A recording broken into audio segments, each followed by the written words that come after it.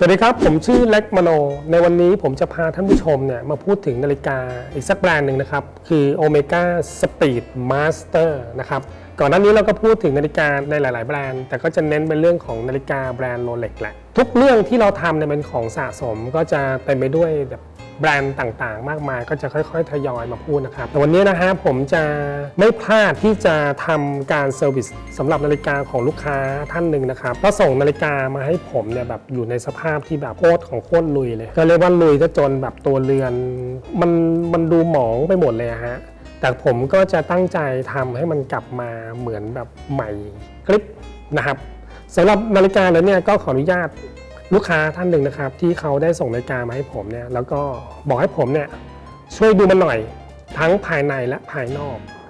นะครับก็เดี๋ยวจะโคสอัพให้ดูนะว่าสภาพมันเนี่ยเป็นยังไงจากเดิมเนี่ยมันเป็นแบบไหนนะครับและหลังจากที่เราไปเซอร์วิสแล้วเนี่ยมันเป็นแบบไหนมันมีความเปลี่ยนแปลงไปมากขนาดไหนแต่ณตอนนี้นะฮะผมก็จะเอานาฬิกาของผมมาเทียบให้ดูก่อนเป็นการทำความเข้าใจกับนาฬิการุ่นหนึ่งนะฮะก็เตรียมนาฬิกาของผมมาด้วยในกล่องสมบัติของผมอันนี้นี่เองก็เป็นกล่องที่ผมทำขึ้นมาเป็นต้นแบบนะฮะให้กับ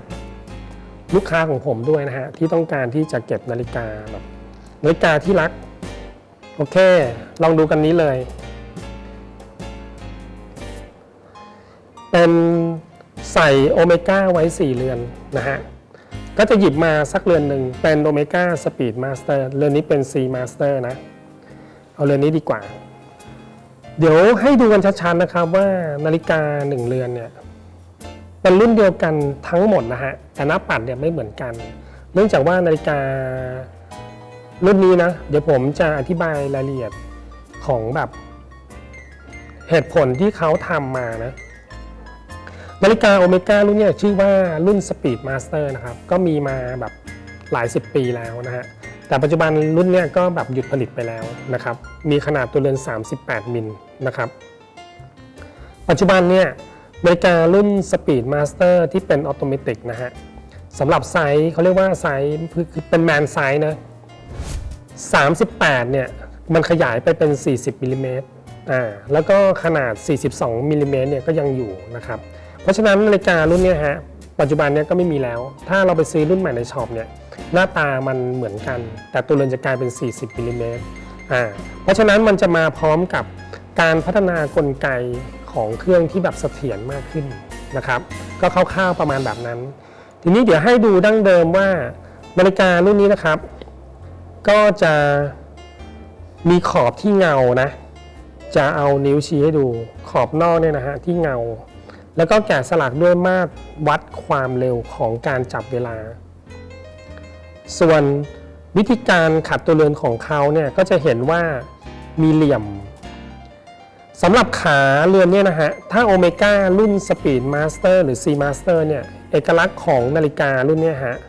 แบบเนี้ยเขาเรียกว่าขาบิดในอดีตนะฮะนาฬิกาโอเมก้าเนี่ยก็จะทำเป็นขาตรงๆก่อนคือตรงๆแบบแล้วก็มีเว้ามีโค้งกันไปตามเอกลักษณ์ของเขาแต่ว่าปัจจุบันเนี่ยฮะโอเมก้าเนี่ยจะใช้สไตล์เขาเรียกว่าขาบิดมาตลอดเลยเวลาเราดูเนี่ยก็จะเห็นว่ามันมีลักษณะเหมือนขาที่ถูกเอามือบิดอย่างเงี้ยบิดเป็นเกลียวคล้ายๆแบบนี้ฮะอย่างนี้เขาเรียกว่าขาบิดนะครับเพราะฉะนั้นเนี่ยเขาก็จะขัดทั้งเงาส่วนที่เล่นแสงนะฮะก็คือมีองศาที่เป็นด้านข้างตัวเรือนของเขาเลยเราก็จะเห็นว่าที่ผมทำนิ้วชี้เนี่ยก็จะเป็นขัดลายเส้นนะครับแบบนี้ทีนี้เรามาดูเรื่องสายก็จะเห็นว่าถ้าเรานับให้ดีจริงๆเนี่ยจะมี1 2 3 4 5นะครับสายเนี่ยจะมองยากนิดนึงแต่จะบอกว่าในแถวเล็กๆนะฮะมันคือการขัดเงาจะชี้ให้ดูเท่านี้เนาะแล้วเดี๋ยวเรามาลองดูนาฬิกาอีกเรือนหนึ่งของลูกค้าที่ต้องการให้เราแบบปรับแต่งจากภายนอกให้มันดูสวยงามนะครับเอานิ้วชี้ตามเรือนแรกเลยนะฮะเห็นไหมมันก็เงาด้วยเหมือนกันแต่ว่ามันมีรอยขนแมวที่แบบคือมันหมองมากเลยมันหมองแบบหมองเศร้าเลยถ้าเป็นคนก็ไม่มีความสุขนะตัวนี้ส่วนในด้านของตัวเรือนของเขาก็มีการขัดเงาเนอะแต่จะบอกว่าการขัดเงาตรงนี้ตอนนี้มันถูกใช้เยอะมากนะครับมันทำให้มีรอยขนแมวทั้งรอยหนักประมาณหนึ่งนะครับ แล้วก็การที่เขาขัดด้านมันก็จะมีรอยจิกอะไรพวกนี้ฮะคือพวกนี้มันมีรายละเอียดที่มองเห็นแล้วแบบมันทำให้นาฬิกาดูโทรมนะเรามาลองดูเรื่องของสายเขาด้วยก็จะเห็นว่าการขัดสายเนี่ยจากเดิมทีด้านข้างในพื้นที่ส่วนพื้นที่ใหญ่ๆนะฮะมันเป็นขัดด้านใช่ไหมตอนนี้มันก็เงาไปหมดเลยรวมถึงลายเส้นเล็กๆเนี่ยก็เงาแต่มันก็จะเต็มไปด้วยรอยขนแมวเนี่ยมากมายนะฮะทีนี้เราลองมาดูนาฬิการุ่น Speed Master หน้าปัดสีดำนะครับเราลองดูให้ดีนะครับเดี๋ยวผมจะลองถ่ายแบบรีเฟล็กให้ดูไม่รู้ว่าจะเห็นหรือเปล่านะแต่จะบอกว่านาฬิกา Omega Speed Master นะครับเป็นนาฬิกาที่เกี่ยวกับเรื่องการจับความเร็วนะฮะเป็นการแบบเหมือนกับมองแบบเร็วๆเนี่ยฮะแล้วก็ให้ฟังก์ชันที่เป็นการจับเวลาได้นะครับการใช้กระจกของเขาจะมีการเคลือบสารตัดแสงมาด้วยนะครับเราดูกระจกของตัวนี้ฮะถ้าเกิดว่ามันเป็นรอยเนาะมันก็สามารถตัดใหม่ได้แต่ว่าเวลาเราตัดกระจกแผ่นใหม่นะครับสมมุติว่าผมไม่ได้เอาเข้าศูนย์นะผมตัดกระจกซับไฟร์เนี่ยให้ค่าความแข็งเท่ากันเลยแต่ว่ามันจะไม่มีสารเคลือบกันแสงสะท้อนนั่นเองนะครับเดี๋ยวจะลองโคสอัพให้ดูนะว่าเราจะเห็นสารเคลือบแสงสีม่วงไหมนะครับสำหรับเรือนเนี่ยก็จะมีอยู่ด้วยตอนนี้ที่ผมเห็นคือกระจกเนี่ยไม่มีปัญหาใดๆนะครับเพราะฉะนั้นก็แสดงว่าเราจะทำให้นาฬิกาเรือนนี้กลับมาสวยดังเดิมได้นะครับทีนี้เราลองมาดูว่าแล้วถ้ามันเป็นการทำงานของกลไกล่ะผมจะดูแลลูกค้าได้อย่างไรนะครับเดี๋ยวผมจะพาไปดูว่าการใช้เครื่องมือในการวัดค่ากำลังวัดการเดินช้าเดินเร็วเนี่ยผมทำแบบไหนเดี๋ยวตามผมมาดูเลยนะครับจะหยิบนาฬิกาเรือนนี้ไปเปรียบเทียบด้วยเช่นกันเดี๋ยวตอนนี้ผมพามาอยู่กับเครื่องที่ผมจะใช้เทสในการทำงานนาฬิกานะครับเครื่องตัวนี้เป็นเครื่องที่เราใช้เทียบการทำงานของกลไกนาฬิกานะครับผมจะเอานาฬิกาเรือนหนึ่งก่อนที่เป็นนาฬิกาที่เป็นของผมเองใช่ไหมฮะเป็นนาฬิกาที่สมบูรณ์แล้วก็มีการทำงานที่สม่ำเสมอแล้วหมายความว่านาฬิกาอัตโนมัตินะฮะสำหรับนาฬิการุ่นเนี้ยมันเป็นฟังก์ชันโครโนกราฟถ้าเราหยิบขึ้นมาแล้วเรามาเทสเลยมันการทำงานมันจะยังไม่เสถียรเพราะฉะนั้นก่อนนั้นเนี่ยผมก็จะไขลาน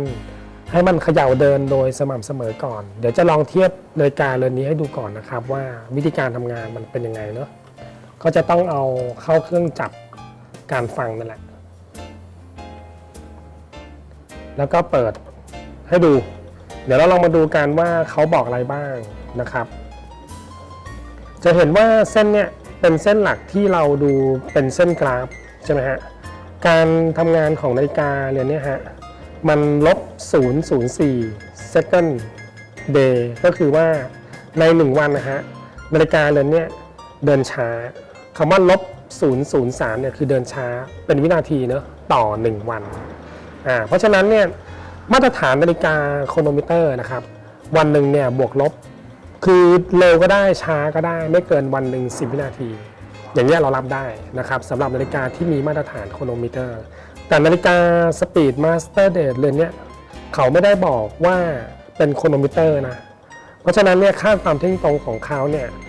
ถ้าวันหนึ่งตอนนี้-0.007ก็คือว่าช้าวันหนึ่งเนี่ย7 วินาทีเนี่ยอันนี้ผมรับได้แต่ทีนี้เรามาลองดูตรงนี้ว่าค่า error หมายถึงความผิดเพี้ยนเนี่ย 0.2 เนี่ยนาฬิกาโดยมากที่ผมเห็นว่าจะต้องโอเวอร์ฮอลเครื่องนะฮะยิ่งเป็นเครื่องจับเวลาด้วยเนี่ยเกิน 1.0 ขึ้นไปเนี่ยค่อนข้างจะหยุดเร็วมันจะเริ่มมีปัญหานะครับคืออาจจะเดินไม่ตรงเดินช้ามากๆเลยนะเดินเอื่อยมากๆเลยประมาณพวกเนี้ยตัวข้างหลังเนี่ยจะเป็นตัวบอกนะครับส่วนตัวนี้ก็คือตัววัดกำลังเนอะอันนี้ผมจะยังไม่พูดถึงวิธีการที่เราจะเทียบการทำงานเนี่ยก็จะวัดเป็น3แกนนะครับเป็นนาฬิกาวางแบบเป็นแนวนอนใช่ไหมฮะการทำงานของนาฬิกาเนี่ยปกติพฤติกรรมการใส่เราก็หมุนไปหมุนมาอย่างเงี้ยการทำงานเปรียบเสมือนกันกับการที่เราวัดการทำงานเป็น3แกนเหมือนกันแบบนี้เป็นต้นเพราะฉะนั้นผมยกตัวอย่างสำหรับนาฬิกาเรือนนี้นะมันก็จะเป็นการทำงานที่เป็นปกติใช่ไหมฮะเดี๋ยวผมจะลองให้ดูอีกเรือนหนึ่งว่ามันจะผิดเพี้ยนกันไหมอันนี้เนาะเป็นนาฬิกาที่เมื่อกี้ผมบอกนะครับสำหรับนาฬิกาลูกค้าที่มีสภาวะการใช้งานที่แบบสมบุกสมบันมากเกินไปนะฮะผมก็ได้แบบเขย่าไขลานแล้วก็ทิ้งไว้ นะครับใส่มันไปด้วยสักพักหนึ่งเพื่อที่จะให้มันเสถียรด้วยตัวของมันเองนะครับเดี๋ยวเรามาลองดูว่ามันจะผิดเพี้ยนมากแค่ไหนอันนี้คือค่าของนาฬิกาเรือนแรกที่ผมบอกไปใช่ไหมฮะอันเนี้ยปัจจุบันตอนนี้มันจะไล่มาอยู่ตรงนี้นี่คือเส้นตัดจะเห็นว่ามันวัดแทบไม่ได้เลย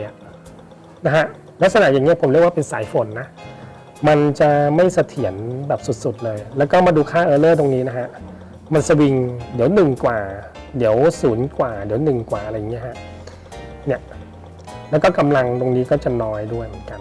เห็นไหมฮะนาฬิกาแล้วเนี่ยผมจะต้องส่งโอเวอร์ฮอลเครื่องอันนี้คือเป็นเหตุผลในความเป็นจริงนะครับสำหรับการที่มีลูกค้าหลายๆท่านนะฮะส่งนาฬิกามาให้ผมล้างเครื่องเนี่ยผมก็จะบอกกับลูกค้าบอกว่านาฬิกามันเป็นอะไรเขาบอกว่าเขารู้สึกว่ามันเดินช้า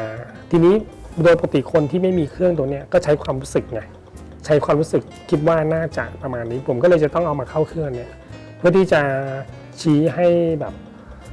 เจ้าของนาฬิกาเขาได้เห็นนะฮะว่ามันเป็นแบบนั้นจริงไหมหลังจากเนี่ยถ้าเราเห็นว่ามันเป็นแบบเนี้ยจำเป็นต้องล้างเครื่องนะฮะเดี๋ยวกลับไปที่โต๊ะของผมนะแล้วเดี๋ยวผมจะบอกว่าเราจะทำอะไรกับนาฬิกาเรือนเนี้ย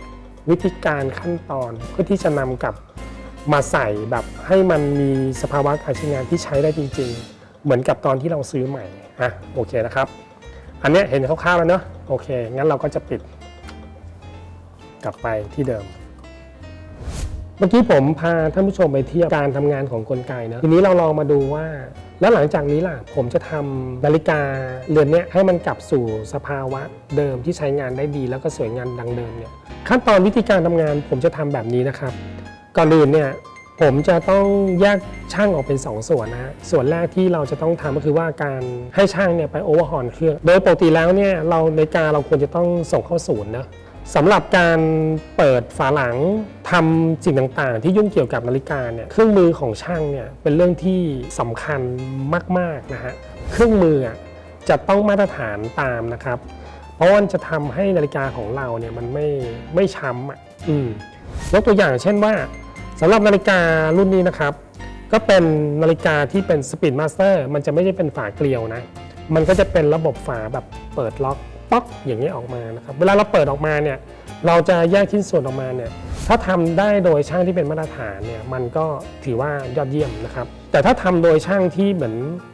ยังไม่ได้ชำนาญในเรื่องของนาฬิกาประเภทพวกนี้ผมคิดว่ามันอาจจะเป็นปัญหาได้นะครับเพราะว่าเจอในหลายๆเคสที่แบบประกอบมาโดยไม่สมบูรณ์นะฮะมันก็จะมีปัญหาทั้งเรื่องของการกันน้ำมีปัญหาเรื่องของแบบยังมีฝุ่นข้างในอยู่หรืออะไรต่างๆเนี่ยมันจะมีอะไรมากมายเลยนะครับอยู่ในองค์ประกอบของการทำงานของช่างนะครับเพราะฉะนั้นเนี่ยผมจะส่งเครื่องไปให้ช่างโอเวอร์ฮอลแต่ช่างอีกคนหนึ่งของผมเนี่ยก็จะทำการขัดตัวเรือนให้กลับมาเหมือนเดิมให้คล้ายกับนาฬิกาเรือนนี้นะครับเพราะฉะนั้นนาฬิกาเรือนนี้มันไม่ได้ถูกขัดนะแต่ว่าเดิมๆของเขาเนี่ยก็อยู่ในสภาพที่เราเห็นจากความเป็นจริงว่าใหม่ๆมันก็ประมาณแบบนี้แหละนะครับให้คุณลองดูนะครับว่าถ้าคุณอยากจะ